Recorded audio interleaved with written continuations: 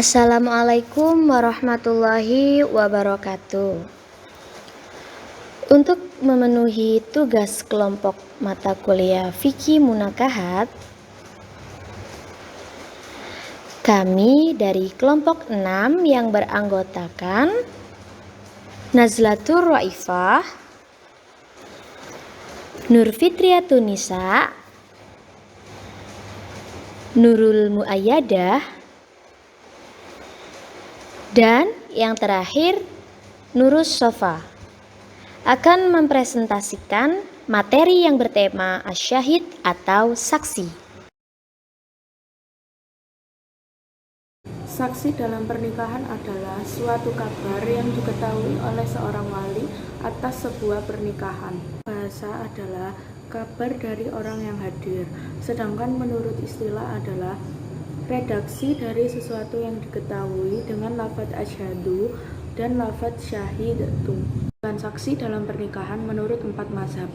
Ulama mazhab 4 bersepakat bahwa wali menjadi syarat sahnya pernikahan.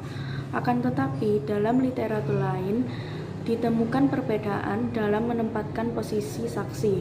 Syafi'iyah dan Hanabilah menempatkan sebagai rukun, Hanafiyah sebagai syarat, Malikiyah menurut hadis riwayat Ahmad, saksi tidak dimasukkan sebagai rukun atau syarat. Waktu persaksian. Menurut jumhur ulama, persaksian menjadi syarat sahnya pernikahan. Persaksian harus dilakukan ketika akad, berfungsi untuk mendengarkan adanya akad pernikahan atau ijab qabul. Jika persaksian dilakukan sebelum atau sesudah akad, maka pernikahannya menjadi fasid dan hubungan intimnya dihukumi maksiat. Syarat-syarat saksi. Para ulama mazhab 4 berbeda pendapat dalam mengenai syarat-syarat yang harus dipenuhi oleh saksi pernikahan. 1. Ulama Hanafiyah terdiri dari 2 orang saksi, 2 laki-laki dan 2 perempuan, berakal, baligh, merdeka, Islam, dan juga bisa mendengar. Yang kedua yaitu ulama Malikiyah.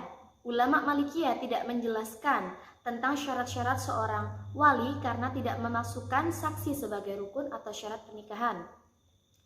Yang ketiga yaitu ulama Syafi'iyah, terdiri dari 2 orang saksi, Islam, baligh, berakal atau tidak gila, dan tidak boleh berasal dari golongan budak, baik budak muba'at atau mukatab, laki-laki dan juga adil. Yang keempat, ulama Hambaliyah, yakni dari 2 orang saksi, laki-laki, berakal, adil, dapat berbicara, dapat mendengar, selain orang tua dan anak. Saksi dalam perkawinan menurut KHI atau Ketentuan Hukum Islam. KHI mengatur saksi dalam perkawinan yang materi keseluruhannya diambil dari kitab fiqh jumhur ulama terutama fiqh Syafi'iyah. Ketentuan saksi dalam perkawinan diatur KHI dalam pasal 24, 25, dan 26. Pasal 24 ayat 1 berbunyi, saksi dalam perkawinan merupakan rukun pelaksanaan akad nikah. Ayat kedua berbunyi, setiap perkawinan harus disaksikan oleh 2 orang saksi. Pasal 25 berbunyi, yang dapat dijadikan atau ditunjuk menjadi saksi dalam akad nikah adalah seorang laki-laki muslim, akil baligh, adil, tidak terganggu ingatannya, dan tidak tunarungu atau tuli. Pasal 26 berbunyi, saksi harus hadir dan menyaksikan secara langsung akad nikah terjadi serta menandatangani akta nikah pada waktu dan di tempat akad nikah dilangsungkan. Dan tema yang kedua adalah mahar atau sodak. Pembahasan selanjutnya yaitu mengenai mahar. Yang pertama, pengertian mahar. Mahar ialah salah satu hak mutlak perempuan karena adanya pernikahan atau persetubuhan. Kewajiban ini tidak berlaku dalam akad mufawadoh, yakni wanita yang mengatakan pada walinya, nikahkan aku dengan tanpa mahar atau saya tidak usah diberi mahar. Maka dalam akad ini suami wajib memberi mahar bukan dikarenakan akad nikah. Sesuatu itu dinamakan sodak karena memberi kesan bahwa pemberi sesuatu itu benar-benar serius dalam mengikat pernikahan, yang mana pernikahan itu merupakan pangkal adanya kewajiban pemberian mahar tersebut. Ada suatu pendapat yang mengatakan bahwa sodak adalah pemberian wajib yang disebutkan dalam akad, sedangkan mahar adalah pemberian wajib yang bukan karena hal itu. Mahar merupakan suatu simbol penghargaan untuk memuliakan, menghormati, dan simbol keinginan untuk membahagiakan perempuan yang akan menjadi istrinya. Selanjutnya mengenai hukum memberikan mahar. Mahar atau mas kawin tidak menjadi salah satu syarat dan rukun perkawinan, sehingga sebuah perkawinan tanpa mahar atau tanpa menyebut mahar pada saat akad nikah berlangsung tetap sah, sepanjang memenuhi syarat dan rukun pernikahan. Namun demikian, kedudukan mahar sangat penting dalam perkawinan karena merupakan pemberian wajib dari suami kepada istri. Perintah untuk memberikan mahar atau mas kawin kepada perempuan yang dinikahi adalah perintah yang wajib untuk dilaksanakan, dan perintah tersebut sudah tercantum dalam surat An-Nisa ayat 4 yang berbunyi Bismillahirrahmanirrahim wa atun nisa asaduqatihinna nihlah fa in tibna lakum faquluhu hani'am mari'a. Ayat tersebut memberikan garis hukum bahwa perintah kepada calon mempelai pria untuk memberikan mahar kepada perempuan yang akan dinikahinya adalah wajib, namun diberikan dengan penuh kerelaan dan ketulusan. Selanjutnya mengenai jumlah pemberian mahar. Dalam konsep dasar hukum Islam, mahar bukanlah harga dari seorang perempuan yang dinikahi, sebab pernikahan bukanlah akad jual beli. Oleh karena itu tidak ada ukuran dan jumlah yang pasti dalam mahar. Mahar bersifat relatif, disesuaikan dengan kemampuan dan kepantasan dalam suatu masyarakat. Islam tidak menetapkan batas minimal dan maksimal jumlah mahar yang dibebankan kepada pihak suami. Kadar mahar disesuaikan dengan kebiasaan, kondisi, dan tradisi masyarakat. Dan mahar dapat berupa harta ataupun kemanfaatan yang bisa diperoleh oleh sang istri. Disunahkan pemberian mahar tidak melebihi 50 dirham murni dan tidak kurang dari 10 dirham murni. Segala sesuatu yang sah untuk digunakan sebagai alat ukur, maka sah juga digunakan sebagai mahar sekalipun kecil nilainya. Apabila seseorang melakukan akad nikah dengan menyebutkan mahar berupa sesuatu yang tidak ternilai dengan harta, semisal sebutir isi kurma, sebutir kerikil, dan lain-lain, maka penyebutan seperti itu berhukum fasid karena tidak sahnya sesuatu tersebut sebagai alat tukar. Pembagian mahar dari segi pengucapan dibagi menjadi dua bagian. Yang pertama, mahar musamma. Mahar musamma adalah mahar yang sudah disebutkan atau dijanjikan kata dan besarannya ketika akad nikah. Mahar musamma wajib dibayarkan oleh suami apabila telah terjadinya hubungan suami istri dan apabila salah satu dari mereka meninggal dunia.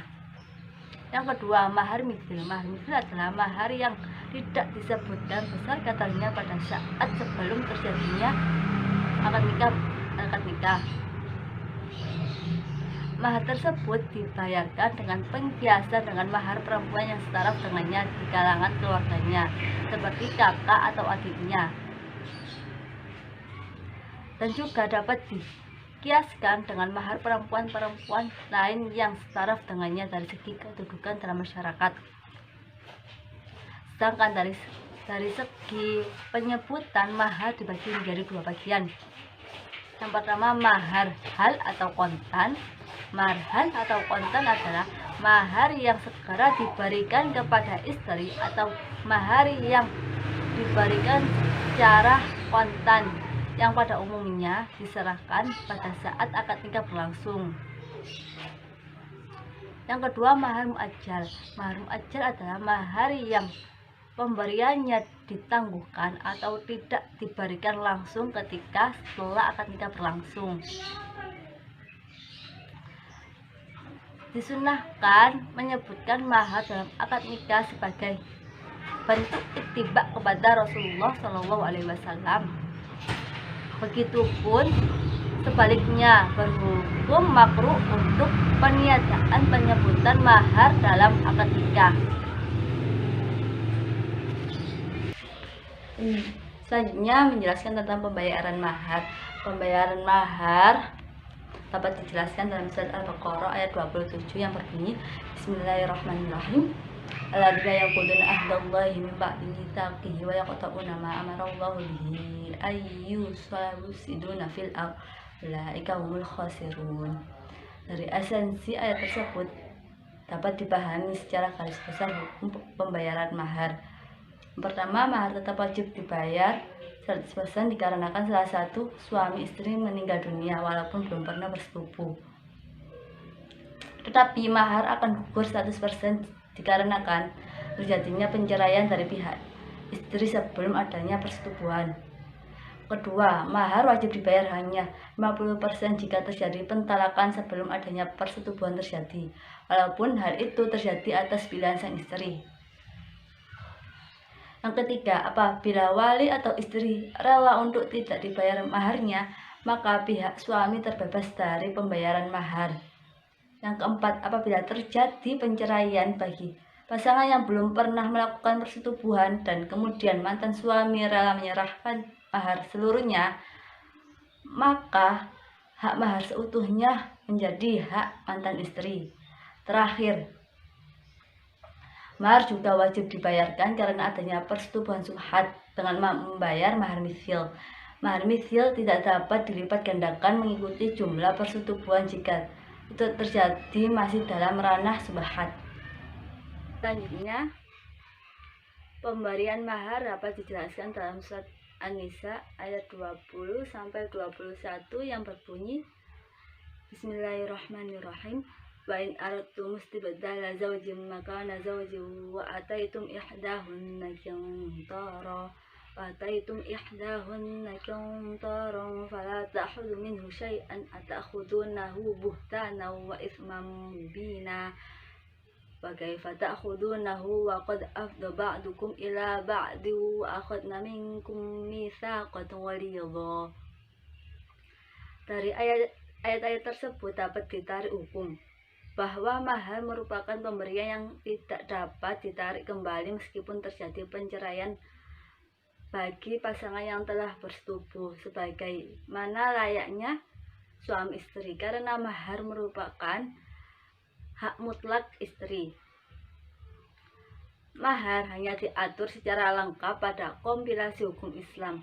Kompilasi hukum Islam atau KHI merupakan rangkuman pendapat hukum yang diambil dari berbagai kitab yang ditulis oleh ulama fikih yang biasa digunakan sebagai referensi pada pengadilan agama untuk diolah dan dikembangkan serta dihimpun kepada suatu himpunan. Himpunan tersebut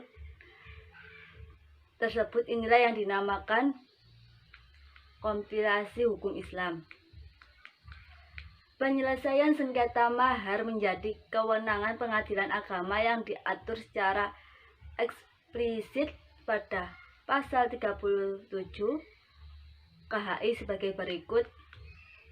Apabila terjadi selisih pendapat mengenai jenis dan nilai mahar, penyelesaiannya diajukan ke pengadilan agama. Konsep mahar diatur dalam Instruksi Presiden nomor 1 tahun 1991 tentang kompilasi hukum Islam. Pemberian mahar kepada perempuan merupakan salah satu bentuk penghargaan dan perlindungan hak perempuan untuk mengurus dan mengolah hak-haknya. Hal tersebut berarti bahwa Islam sangat menjunjung tinggi hak perempuan sekaligus memberi perlindungan hukum kepada para perempuan. Sekian presentasi dari kami. Jikalau ada kesalahan seutuhnya karena kami, tetapi jikalau yang ditemu adalah kebenaran, itu semua sempurna milik Ilahi Robbi. Yang terindah belum tentu terbaik, terlihat sempurna belum tentu bahagia. Namun jikalau bisa menerima kekurangan menjadi kelebihan, itulah sesungguhnya kesempurnaan. Assalamualaikum warahmatullahi wabarakatuh.